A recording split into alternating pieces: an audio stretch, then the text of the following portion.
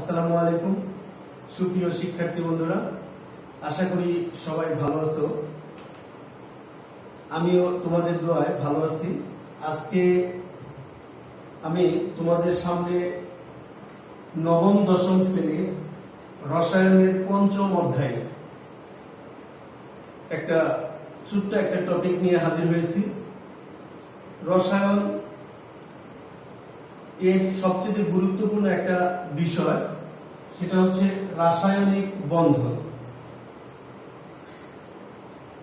সুপ্রিয় শিক্ষার্থী বন্ধুরা, তোমরা রসায়নের দ্বিতীয় অধ্যায়ে পড়েছো যে একটি কোনো পদার্থে একটি অণু আরেকটি অণুর মধ্যে যে বন্ধনটা থাকে, সেই বন্ধনটাকে আমরা সেই বন্ধন শক্তিটাকে আমরা আন্তঃআণবিক শক্তি বলে থাকি। কিন্তু শিক্ষার্থী বন্ধুরা, তোমরা যদি খেয়াল করো যে HCl অর্থাৎ হাইড্রোক্লোরিক অ্যাসিডে একটি হাইড্রোজেন পরমাণু একটি ক্লোরিন পরমাণুর সাথে যুক্ত রয়েছে। যদি ধরো পানি H2O, এখানে একটি অক্সিজেন পরমাণুর সাথে দুটি হাইড্রোজেন পরমাণু যুক্ত অবস্থায় আছে। হ্যাঁ, প্রত্যেকটি অণুতে একাধিক পরমাণু থাকে। এই পরমাণু সমূহ পরস্পরের মধ্যে একটি আকর্ষণ শক্তির বলে যুক্ত থাকে। অর্থাৎ অণুতে পরমাণু সমূহ যে আকর্ষণ বলে যুক্ত থাকে তাকে রাসায়নিক বন্ধন বলে। এই হাইড্রোক্লোরিক অ্যাসিডের অণুতে হাইড্রোজেন এবং ক্লোরিন দুটি পরমাণু পরস্পরের সাথে যে আকর্ষণ বলে যুক্ত রয়েছে সেটাই রাসায়নিক বন্ধন। পানির অণুতে দুটি হাইড্রোজেন পরমাণু একটি অক্সিজেন অণুর সাথে যে আকর্ষণ শক্তির বলে যুক্ত থাকে সেটাও রাসায়নিক বন্ধন। অর্থাৎ যে কোনো রাসায়নিক যৌগে অণুতে যতগুলো পরমাণু থাকে, প্রত্যেকটি পরমাণু একে অন্যের সাথে একটি নির্দিষ্ট আকর্ষণ বলের দ্বারা যুক্ত থাকে, আর সেই আকর্ষণ বলটাই হচ্ছে রাসায়নিক বন্ধন। রাসায়নিক বন্ধন বেশ কয়েক প্রকারের রাসায়নিক বন্ধন রয়েছে। এই রাসায়নিক বন্ধনটা কেন গঠিত হয় শিক্ষার্থী বন্ধুরা, আমরা অষ্টম শ্রেণীতে পড়ে আসছি এবং নবম দশম শ্রেণীতেও আমরা পড়েছি যে প্রত্যেকটি পরমাণু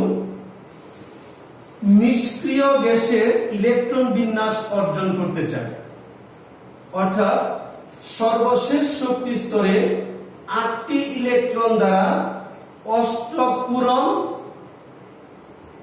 অথবা যে 2 এর নিয়মটি রয়েছে, অর্থাৎ ইলেকট্রন জোড় গঠন করার যে প্রবণতা, অর্থাৎ কোন পরমাণু ইলেকট্রন আদান প্রদান করে অথবা ইলেকট্রন শেয়ার করে ভাগাভাগি করার মাধ্যমে অষ্টক অর্জন করা অথবা ইলেকট্রন জোড় গঠন করার তাগিদেই এই রাসায়নিক বন্ধনগুলো গঠিত হয়। এই রাসায়নিক বন্ধন বেশ কয়েক রকমের। একটি আয়নিক বন্ধন, একটি সমযোজী বন্ধন, একটি ধাতব বন্ধন, একটি হাইড্রোজেন বন্ধন, আর একটি সন্নিবেশ সমযোজী বন্ধন। শিক্ষার্থী, নবম দশম শ্রেণীতে শুধুমাত্র এই 3টি বন্ধন নিয়েই আলোচনা রয়েছে তোমাদের পাঠ্য বইয়ে। একটি আয়নিক বন্ধন, একটি সমযোজী বন্ধন, একটি ধাতব বন্ধন। আমি আজকে তোমাদের এই আয়নিক বন্ধন সম্পর্কে সংক্ষিপ্তভাবে আলোচনা করব।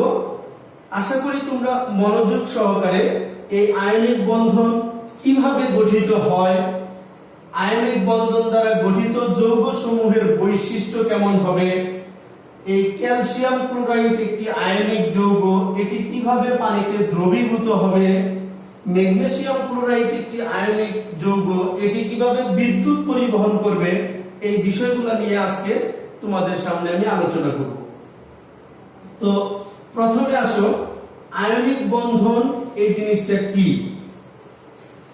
শিক্ষার্থী বন্ধু, আয়ন শব্দ শুনলে আমাদের মাঝে যে বিষয়টা চলে আসে যে একটি ধনাত্মক আয়ন আর একটি ঋণাত্মক আয়ন। আমরা জানি ধাতু সমূহ অর্থাৎ পর্যায় সারণীর বাম দিকের যে মৌলগুলো রয়েছে, 1 নং গ্রুপের, 2 নং গ্রুপের, 1 থেকে 13 নং গ্রুপের যে মৌলগুলো রয়েছে, অর্থাৎ যাদের সর্বশেষ শক্তি স্তরে 1টি, 2টি অথবা 3টি ইলেকট্রন থাকে, তাদেরকে আমরা ধাতু হিসেবে বলে থাকি। এবং এই সর্বশেষ শক্তি স্তরের এই ইলেকট্রনের প্রতি নিউক্লিয়াসের আকর্ষণটা খুবই কম থাকে, ফলে এরা সহজেই এই ইলেকট্রনগুলো ত্যাগ করে একটা ধনাত্মক আয়ন গঠন করতে পারে। যেমন ধরো সোডিয়াম পরমাণু সর্বশেষ শক্তি স্তরে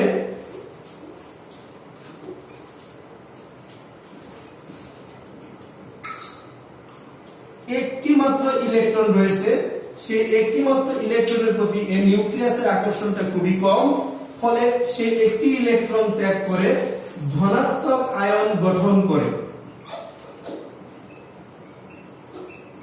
এরকম ধনাত্মক আয়ন গঠন করে। অন্যদিকে অধাতব পরমাণু সমূহ, তাদের সর্বশেষ শক্তি স্তরে 5, 6 এবং 7টি ইলেকট্রন থাকে। তারা অষ্টক পূরণের জন্য 3টি, 2টি অথবা 1টি ইলেকট্রন গ্রহণ করে ঋণাত্মক আয়নে পরিণত হয়। অর্থাৎ একটি ক্লোরিন পরমাণু, তার সর্বশেষ শক্তি স্তরে ইলেকট্রন রয়েছে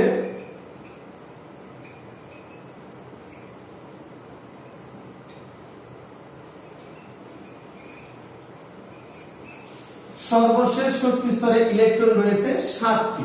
সে সহজেই একটি ইলেকট্রন গ্রহণ করে ঋণাত্মক আয়নে পরিণত হয়।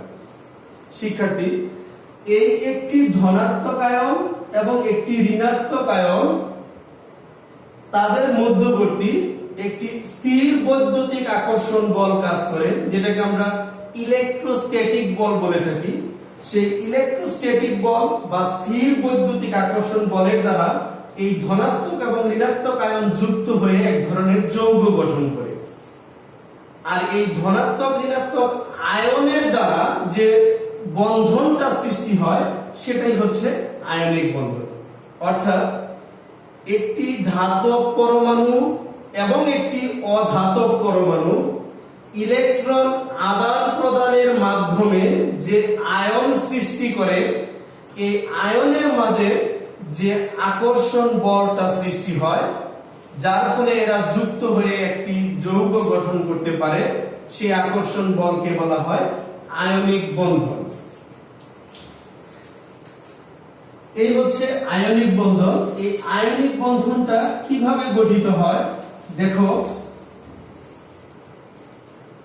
একটি অ্যালুমিনিয়াম পরমাণু ও একটি অক্সিজেন পরমাণু কিভাবে যৌগ গঠন করে।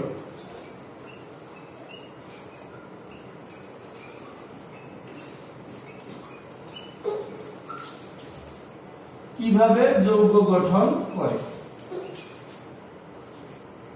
শিক্ষার্থী বন্ধুরা, এই অ্যালুমিনিয়াম পরমাণু, যার পারমাণবিক সংখ্যা হচ্ছে 13, এটি হচ্ছে পর্যায় সারণীর 13 নং গ্রুপের মৌল। এটি একটি ধাতু। এবং অক্সিজেন, এর পারমাণবিক সংখ্যা হচ্ছে 8, এটি একটি অধাতু। শিক্ষার্থী বন্ধুরা, তাহলে একটি ধাতু এবং একটি অধাতু মিলে একটি আয়নিক বন্ধন গঠন করবে এবং তার মাধ্যমে এরা যৌগ গঠন করবে। প্রথমে আমরা এই দুটি মৌলে ইলেকট্রন বিন্যাস করে নেই। যেমন ধরো অ্যালুমিনিয়াম, ইলেকট্রন বিন্যাস করলে হবে 1s2 2s2 2p6 3s2 3p1। অর্থাৎ এই অ্যালুমিনিয়ামের সর্বশেষ শক্তি স্তরে 3টি ইলেকট্রন রয়েছে, যে 3টি ইলেকট্রনকে অ্যালুমিনিয়াম ত্যাগ করে ধনাত্মক আয়ন গঠন করবে। অন্যদিকে অক্সিজেন পরমাণু ইলেকট্রন বিন্যাস করলে 2s2 2p4, অর্থাৎ এর সর্বশেষ শক্তি স্তরে 6টি ইলেকট্রন রয়েছে। ফলে তার অষ্টক পূরণের জন্য দুটো ইলেকট্রনের প্রয়োজন, সে দুটো ইলেকট্রন গ্রহণ করে ঋণাত্মক আয়ন তৈরি করবে। এই ধনাত্মক এবং ঋণাত্মক আয়ন মিলে আয়নিক বন্ধন অ্যালুমিনিয়াম অক্সাইড যৌগটি গঠন করবে। প্রথমে আমরা এই অ্যালুমিনিয়ামের একটি কক্ষপথ দেখিয়ে চিত্র অঙ্কন করব।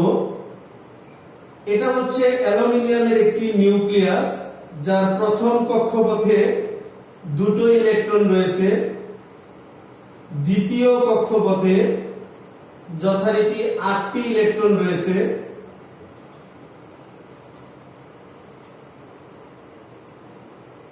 এবং তৃতীয় কক্ষপথে অ্যালুমিনিয়ামে 3টি ইলেকট্রন রয়েছে। আর অক্সিজেন পরমাণুর একটি নিউক্লিয়াস, যার প্রথম কক্ষপথে ইলেকট্রন আছে দুটো, দ্বিতীয় কক্ষপথে ইলেকট্রন আছে 6টি। এই অ্যালুমিনিয়াম অক্সাইড যৌগ গঠন করার জন্য প্রথমে অ্যালুমিনিয়াম পরমাণু তার সর্বশেষ শক্তি স্তরের, এই যে সর্বশেষ শক্তি স্তরের 3টি ইলেকট্রন রয়েছে, এই 3টি ইলেকট্রন সে ত্যাগ করবে। 3টি ইলেকট্রন সে ত্যাগ করবে এবং অক্সিজেন পরমাণু সেই ইলেকট্রন গ্রহণ করবে। অর্থাৎ অ্যালুমিনিয়াম যদি 3টি ইলেকট্রন ত্যাগ করে, ত্যাগ করার ফলে সে, এই হচ্ছে অ্যালুমিনিয়ামের নিউক্লিয়াস, প্রথম কক্ষপথে 2টি ইলেকট্রন ছিল, দ্বিতীয় কক্ষপথে 8টি ইলেকট্রন ছিল, তৃতীয় কক্ষপথে যে 3টি ইলেকট্রন রয়েছিল সেই 3টি ইলেকট্রন তো সে ত্যাগ করেছে, ফলে তার এই তৃতীয় কক্ষপথটি আর থাকবে না। এবার সে 3টি ইলেকট্রন ত্যাগ করার কারণে ত্রিধনাত্মক আয়ন গঠন করবে। অন্যদিকে অক্সিজেন পরমাণু তার সর্বশেষ শক্তি স্তরে দুটো ইলেকট্রনের ঘাটতি রয়েছে, সে দুটো ইলেকট্রন গ্রহণ করবে, গ্রহণ করে সে ঋণাত্মক আয়ন গঠন করে। অর্থাৎ এটা হচ্ছে অক্সিজেনের নিউক্লিয়াস, প্রথম কক্ষপথে দুটো ইলেকট্রন, দ্বিতীয় কক্ষপথে ছিল দুটো, 4টি, এইখানে একটি ছিল, এইখানে একটি, সে আরো 2টি ইলেকট্রন গ্রহণ করে মোট 8টি ইলেকট্রন অর্জন করে এবং সে দ্বি-ঋণাত্মক আয়ন গঠন করে। এভাবে এই 2টি পরমাণু যুক্ত হয়ে অ্যালুমিনিয়াম অক্সাইড যৌগ গঠন করে। শিক্ষার্থী বন্ধুরা, এখানে অ্যালুমিনিয়াম 3টি ইলেকট্রন ত্যাগ করলো আর অক্সিজেন মাত্র 2টি ইলেকট্রন গ্রহণ করলো। এই ইলেকট্রন ত্যাগ এবং এই গ্রহণের সমতাটা রক্ষার জন্য যদি আমরা অ্যালুমিনিয়ামের দুটো পরমাণু দেই, তাহলে একটি পরমাণু 3টি ইলেকট্রন ত্যাগ করে, দুটো পরমাণু 6টি ইলেকট্রন ত্যাগ করবে, ফলে দুটো ধনাত্মক আয়ন গঠিত হবে। অন্যদিকে অক্সিজেন যদি আমি 3টি পরমাণু দেই, তাহলে প্রতিটি অক্সিজেন পরমাণু দুটো করে ইলেকট্রন গ্রহণ করবে আর 3টি অক্সিজেন পরমাণু মোট 3 করে 6টি ইলেকট্রন গ্রহণ করবে, ফলে সে 3টি ঋণাত্মক আয়ন সৃষ্টি করবে। ফলে অ্যালুমিনিয়াম অক্সাইড Al2O3, শিক্ষার্থী বন্ধু, যোজনী অনুসারে যদি আমরা ধরি যে অক্সিজেনের যোজনী অ্যালুমিনিয়ামের ডানে বসবে 2 এবং অ্যালুমিনিয়ামের যোজনী 3, যা অক্সিজেনের ডানে বসবে 3। এই হচ্ছে একটি আয়নিক যৌগ, যেখানে অ্যালুমিনিয়াম একটি ধাতব পরমাণু, অক্সিজেন একটি অধাতব পরমাণু, পরস্পর যুক্ত হয়ে অ্যালুমিনিয়াম অক্সাইড নামক যৌগটি তৈরি করেছে। এদের এই ধনাত্মক এবং ঋণাত্মক আয়নের মাঝে যে বন্ধনটা রয়েছে সেই বন্ধনটাই হচ্ছে আয়নিক বন্ধন। শিক্ষার্থী বন্ধুরা, যখনই আমরা একের অধিক কোনো পরমাণু নির্দেশ করব তখন অবশ্যই তৃতীয় বন্ধনী দ্বারা তার বামে আমরা পরমাণুর সংখ্যাটা লিখে দিব। যেভাবে আমি অ্যালুমিনিয়ামের দুটো পরমাণু ব্যবহার করেছি, তৃতীয় বন্ধনীর মাধ্যমে বামে 2 লিখে দিয়েছি। অক্সিজেনের আমি 3টি পরমাণু ব্যবহার করেছি, ফলে তৃতীয় বন্ধনীর মাঝে 3 ব্যবহার করেছি। শুধুমাত্র আয়ন এবং একাধিক পরমাণু বোঝানোর জন্য আমরা তৃতীয় বন্ধনীটা ব্যবহার করব। এই হচ্ছে আয়নিক বন্ধন। এই আয়নিক বন্ধন দ্বারা যে সকল যৌগ গঠিত হয় সেই যৌগগুলোকে বলা হয় আয়নিক যৌগ। তাহলে আয়নিক যৌগ সমূহ কাকে বলে? আয়নিক বন্ধন দ্বারা গঠিত যৌগ সমূহকে আয়নিক যৌগ বলে। যেমন সোডিয়াম এবং ক্লোরিন দ্বারা গঠিত যৌগ, এটি একটি আয়নিক যৌগ, কারণ সোডিয়াম ধাতু, ক্লোরিন হচ্ছে অধাতু। ধাতু আর অধাতু সাধারণত ইলেকট্রন আদান প্রদান করে আয়নিক বন্ধনের মাধ্যমেই যৌগ গঠন করে, এজন্য এটি হচ্ছে একটি আয়নিক যৌগ। এই আয়নিক যৌগ সমূহের কিছু বৈশিষ্ট্য রয়েছে, যে সাধারণত আয়নিক যৌগ সমূহ সাধারণত কঠিন আকার হয়। সাধারণত আয়নিক যৌগ সমূহ কঠিন হয় কক্ষ তাপমাত্রায়। দ্বিতীয়ত, আয়নিক যৌগ সমূহ বিগলিত অবস্থায় বা গলিত অবস্থায় বিদ্যুৎ পরিবহন করে।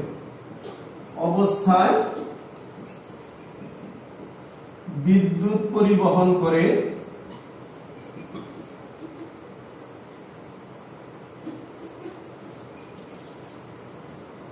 এই সকল যৌগ সাধারণত পানিতে দ্রবণীয় হয়।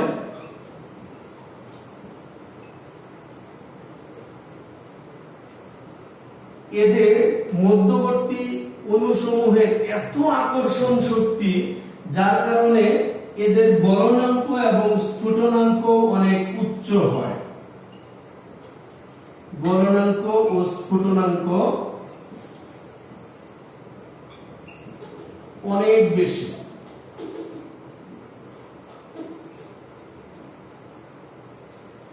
এরা বিভিন্ন দানাদার, এরা কঠিন যৌগ হিসেবে দানাদার অর্থাৎ স্ফটিক বা কেলাস গঠন করতে সক্ষম। এই হচ্ছে আয়নিক যৌগ সমূহের বৈশিষ্ট্য। এবার আমরা একটি আয়নিক যৌগ, নাম হচ্ছে ক্যালসিয়াম ক্লোরাইড। এই ক্যালসিয়াম ক্লোরাইড কিভাবে পানিতে দ্রবীভূত হয় সেই জিনিসটা সম্পর্কে আমরা জানবো। তোমরা ইতিমধ্যে বুঝতে পেরেছো যে ক্যালসিয়াম ক্লোরাইড হচ্ছে ক্যালসিয়াম ধাতু, যা ধনাত্মক আয়ন গঠন করেছে। ক্লোরিন অধাতু, যা ঋণাত্মক আয়ন গঠন করে। হচ্ছে ক্যালসিয়াম ক্লোরাইড একটি আয়নিক যৌগ। ফলে ক্যালসিয়াম ক্লোরাইড জলীয় দ্রবণে বিয়োজিত হয়ে একটি ক্যালসিয়াম ধনাত্মক আয়ন গঠন করে এবং দুটি ক্লোরিন ঋণাত্মক আয়ন গঠন করে। অন্যদিকে পানি, এই সম্পর্কে আমরা পরে আবার আলোচনা করব যে পানিতে একটি ধনাত্মক প্রান্ত, পানি একটি পোলার যৌগ, অর্থাৎ এখানে একটি ধনাত্মক প্রান্ত রয়েছে, একটি ঋণাত্মক প্রান্ত রয়েছে। অর্থাৎ পানির অণুতেও একটি ধনাত্মক প্রান্ত রয়েছে এবং ঋণাত্মক প্রান্ত রয়েছে। অর্থাৎ এই যদি একটি পানির অণু গঠন হয়, পানির অণুতে একটি ধনাত্মক প্রান্ত, একটি ঋণাত্মক প্রান্ত রয়েছে। এখন এই আয়নিক যৌগ ক্যালসিয়াম ক্লোরাইড যদি আমরা পানিতে ছেড়ে দেই, তাহলে এই পানির অণুর ধনাত্মক প্রান্ত ক্যালসিয়াম ক্লোরাইডের ঋণাত্মক প্রান্তকে আকর্ষণ করবে। অর্থাৎ পানির অণুর এই ধনাত্মক প্রান্ত ক্যালসিয়াম ক্লোরাইডের ঋণাত্মক প্রান্তকে আকর্ষণ করবে। অন্যদিকে পানির অণুর এই ঋণাত্মক প্রান্ত ক্যালসিয়াম ক্লোরাইডের ধনাত্মক প্রান্তকে আকর্ষণ করবে। ফলে এই ক্যালসিয়াম ক্লোরাইড পানিতে দ্রবীভূত হয়ে যাবে। শিক্ষার্থী বন্ধু, অর্থাৎ শুরু থেকে যদি আমরা আরেকবার বলি যে ক্যালসিয়াম ক্লোরাইড হচ্ছে একটি আয়নিক যৌগ, যেটি জলীয় দ্রবণে বিয়োজিত হয়ে ক্যালসিয়াম ক্যাটায়ন অর্থাৎ ধনাত্মক আয়ন এবং ক্লোরাইড অ্যানায়ন অর্থাৎ ঋণাত্মক আয়ন গঠন করে। অন্যদিকে পানির অণুতেও একটি ধনাত্মক প্রান্ত রয়েছে এবং একটি ঋণাত্মক প্রান্ত রয়েছে। যখনই পানিতে ক্যালসিয়াম ক্লোরাইডটা দেওয়া হবে, তখন পানির ধনাত্মক প্রান্তটুকু ক্যালসিয়াম ক্লোরাইডের এই ঋণাত্মক প্রান্তকে আকর্ষণ করবে, আর পানির ঋণাত্মক প্রান্ত ক্যালসিয়াম ক্লোরাইডের ধনাত্মক অংশটুকুকে আকর্ষণ করবে। অর্থাৎ আকর্ষণ করবে, ফলে ক্যালসিয়াম ক্লোরাইড পানিতে দ্রবীভূত হয়ে যাবে। কিভাবে দেখো, এই ক্যালসিয়াম ক্যাটায়নকে পানির অণু ঋণাত্মক প্রান্ত অক্সিজেন এরকম চার দিক থেকে ঘিরে ফেলবে।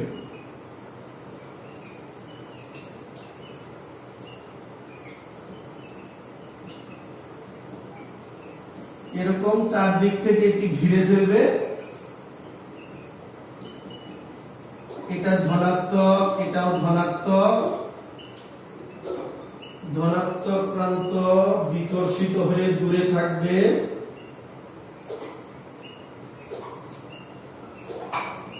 কিন্তু এই ঋণাত্মক প্রান্ত আকর্ষিত হয়ে ক্যালসিয়াম ক্যাটায়নের চারপাশে অবস্থান করবে। এভাবে ক্যালসিয়াম ক্যাটায়নটুকু দ্রবীভূত হয়ে গেল। অন্যদিকে ক্লোরাইড আয়নকেও, দুটো ক্লোরাইড আয়ন ছিল, এটাকে পানির আংশিক ঋণাত্মক প্রান্ত ধনাত্মক প্রান্ত হাইড্রোজেন এইভাবে আকর্ষণ করবে, চারদিক থেকে ঘিরে ফেলবে।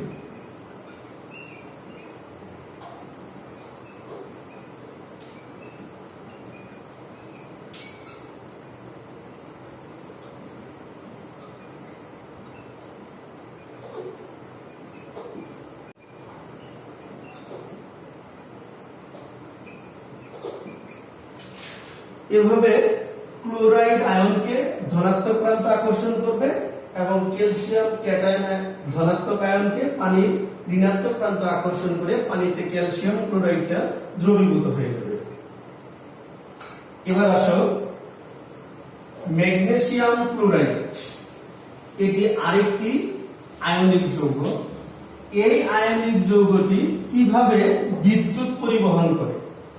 আমরা আগেও বলেছি আয়নিক যৌগের বৈশিষ্ট্য বলার সময় যে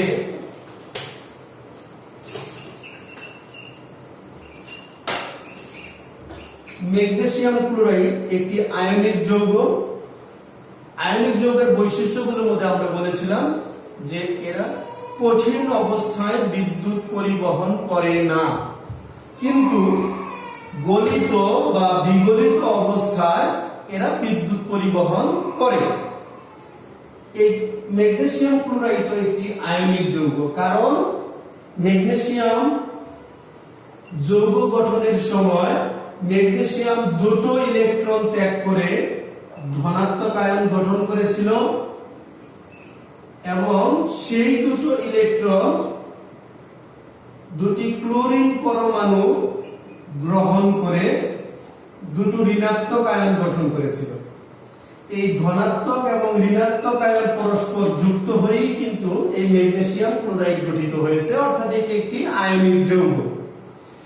এই আয়নিক যৌগ গঠন করার সময় ধনাত্মক ঋণাত্মক প্রান্ত যেমন হয়েছিল, তেমনি একটু আগে আমরা যে দেখলাম জলীয় দ্রবণে আয়নিক যৌগ সমূহ যখন দেওয়া হয় তখন জলীয় দ্রবণে এরা বিয়োজিত হয়ে এটি একটি ম্যাগনেসিয়াম ধনাত্মক প্রান্ত আর একটি ক্লোরাইডের ঋণাত্মক প্রান্ত গঠন করে।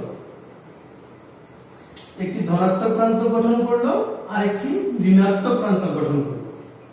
এখন বিষয়টা ঠিক যদি আমরা একটি চিত্রের মাধ্যমে বোঝার চেষ্টা করি, যে ধরো একটি পাত্র, এই পাত্রের মধ্যে আমরা পানি নিয়েছি, পানি নিয়ে এখানে ম্যাগনেসিয়াম ক্লোরাইডের দ্রবণ তৈরি করেছি, ফলে একটি ম্যাগনেসিয়ামের ধনাত্মক প্রান্ত আর ক্লোরাইডের ঋণাত্মক প্রান্ত এখানে সৃষ্টি হয়েছে। এবার যদি এখানে আমরা দুটি তড়িৎদ্বার অর্থাৎ দুটি ধাতব পদার্থ ইলেকট্রোড হিসেবে অর্থাৎ তড়িৎদ্বার হিসেবে এখানে প্রবেশ করাই এবং এর সাথে যদি আমরা ব্যাটারি সংযোগ করে দেই, দিয়ে যদি বিদ্যুৎ প্রবাহ চালনা করি, তাহলে এই যে ব্যাটারির ধনাত্মক প্রান্তের সাথে যেটা যুক্ত রয়েছে সেটি হচ্ছে অ্যানোড। ধনাত্মক প্রান্তের সাথে যেটি যুক্ত রয়েছে সেটি হচ্ছে অ্যানোড, আর ঋণাত্মক প্রান্তের সাথে যেটি যুক্ত রয়েছে সেটি হচ্ছে ক্যাথোড। আবারও বলছি, আমরা একটি পাত্রে ম্যাগনেসিয়াম ক্লোরাইডের দ্রবণ নিয়েছি, যেখানে ম্যাগনেসিয়াম ক্লোরাইড বিয়োজিত হয়ে ম্যাগনেসিয়াম ধনাত্মক আয়ন, ক্লোরাইড ঋণাত্মক আয়ন গঠন করেছে। এবার ওই পাত্রে দুটি ধাতব পদার্থ তড়িৎদ্বার হিসেবে প্রবেশ করিয়ে ব্যাটারির সাথে সংযোগ দিয়েছি। তড়িৎদ্বার দুই ধরনের হয়, একটি ধনাত্মক প্রান্তের সাথে সংযুক্ত থাকে যেটি হচ্ছে অ্যানোড, আর একটি ঋণাত্মক প্রান্তের সাথে সংযুক্ত থাকে যেটি হচ্ছে ক্যাথোড। এই অ্যানোডে অ্যানায়ন আসবে, অ্যানোডের দিকে অ্যানায়ন আকৃষ্ট হবে, অর্থাৎ অ্যানোডে যখন অ্যানায়ন আকৃষ্ট হবে তখন এই ক্লোরাইড আয়ন তার কাছে একটি ইলেকট্রন বেশি রয়েছে, এই জন্যই ঋণাত্মক আয়ন, সে অ্যানোডে আসার সাথে সাথে ক্লোরিন মুক্ত ক্লোরিন পরমাণুতে পরিণত হবে এবং তার একটি ইলেকট্রন সে ত্যাগ করে দেবে। ফলে দুটো মুক্ত ইলেকট্রন মুক্ত ক্লোরিন পরমাণু যুক্ত হয়ে ক্লোরিন গ্যাস উৎপন্ন হয়ে যাবে। এখন এই যে শিক্ষার্থী বন্ধুরা ইলেকট্রন ত্যাগ করা, এটি হচ্ছে জারণ বিক্রিয়া। এটি কি বিক্রিয়া? জারণ বিক্রিয়া। অন্যদিকে ক্যাথোডের দিকে ক্যাটায়ন আকৃষ্ট হবে, ক্যাথোডের দিকে এই ক্যাটায়ন আকৃষ্ট হবে, ফলে ক্যাথোডে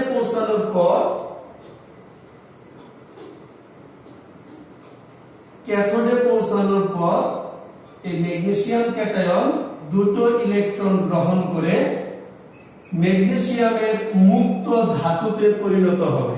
ইলেকট্রন গ্রহণ করা হচ্ছে বিজারণ বিক্রিয়া।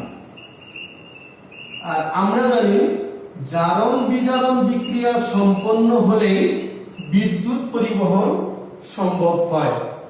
অর্থাৎ দুই দিকে যেহেতু আয়ন দুটি চলে যাচ্ছে এবং জারণ বিজারণ বিক্রিয়া সম্পন্ন করার মাধ্যমে ম্যাগনেসিয়াম ক্লোরাইড দ্রবণের মধ্য দিয়ে বিদ্যুৎ প্রবাহিত হয়। আশা করি শিক্ষার্থী বন্ধুরা তোমরা আজকের এই ক্লাসের মাধ্যমে আয়নিক বন্ধন কিভাবে গঠিত হয়, আয়নিক যৌগ সমূহের কি কি বৈশিষ্ট্য থাকতে পারে, একটি আয়নিক যৌগ ক্যালসিয়াম ক্লোরাইড কিভাবে পানিতে দ্রবীভূত হচ্ছে এবং আরেকটি আয়নিক যৌগ ম্যাগনেসিয়াম ক্লোরাইড কিভাবে বিদ্যুৎ পরিবহন করছে, এই বিষয়গুলো সম্পর্কে তোমরা সুন্দর ধারণা পেয়েছো। তোমরা আরেকটু পাঠ্য বই ভালোভাবে পাঠ্য বইয়ের লেখাগুলো টপিকগুলো সুন্দরভাবে পড়ে আর আমার এই ভিডিওর সাথে মিলিয়ে আরেকটু ভালোভাবে বোঝার চেষ্টা করবে এবং খাতায় লিখবে। তো আশা করি সবাই ততক্ষণ পর্যন্ত ভালো থাকবে, সুস্থ থাকবে। দেখা হবে কোনো এক টপিক নিয়ে আবার আগামী ক্লাসে। সবাইকে অনেক ধন্যবাদ। খুদা হাফেজ। আসসালামু আলাইকুম।